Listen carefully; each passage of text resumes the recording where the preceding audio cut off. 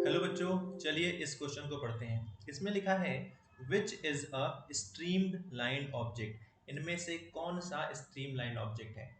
अब पहली बात की स्ट्रीम लाइन ऑब्जेक्ट का मतलब क्या होता है। तो बच्चों देखिए, हमने पढ़ा है फ्रिक्शन। फ्रिक्शन सॉलिड में भी होता है, लिक्विड प्लस गैस यानी फ्लूइड में भी होता है।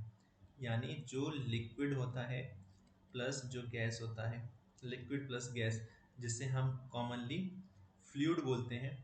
अगर फ्लूइड में भी कोई ऑब्जेक्ट मोशन करता है तो ये फ्लूइड उस ऑब्जेक्ट पर बैकवर्ड डायरेक्शन में एक फ्रिक्शन फोर्स लगाता है, जिसे हम ड्रैग के नाम से जानते हैं। तो इस ड्रैग को रिड्यूस करने के लिए फ्लूइड में जो ऑब्जेक्ट्स ट्रेवल करते हैं उन ऑब्जेक्ट्स को एक स्पेशल काइंड ऑफ शेप दिया जाता है। इन ऑब्जेक्ट्स के ऊपर लगने वाले ड्रैग को कम करने के लिए एक स्पेशल शेप दिया जाता है और उसी स्पेशल शेप को कहा जाता है स्ट्रीम्ड लाइन शेप। अब स्ट्रीम लाइन शेप का मतलब क्या है।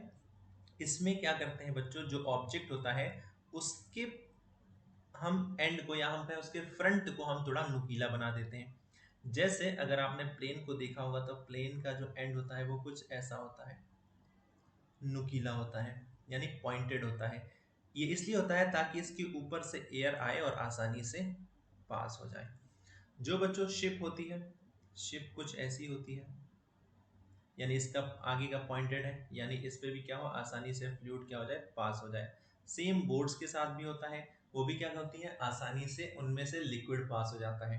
तो चाहे वो बोट हो, चाहे वो शिप हो, चाहे वो एरोप्लेन हो, इन सभी को स्ट्रीम्ड लाइन शेप दिया जाता है क्योंकि ये फ्लूइड में ट्रेवल करते हैं और इस स्ट्रीम लाइन शेप की वजह से ड्रैग कम हो जाता है और एनर्जी का वेस्ट नहीं होता है।